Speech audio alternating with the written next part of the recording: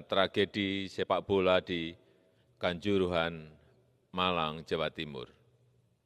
Saya telah meminta Menteri Kesehatan dan Gubernur Jawa Timur untuk memonitor khusus pelayanan medis bagi korban yang sedang dirawat di rumah sakit agar mendapatkan pelayanan terbaik. Saya juga telah perintahkan kepada Menpora, Kapolri, dan Ketua Umum PSSI untuk melakukan evaluasi menyeluruh tentang pelaksanaan pertandingan sepak bola dan juga prosedur pengamanan penyelenggaraannya.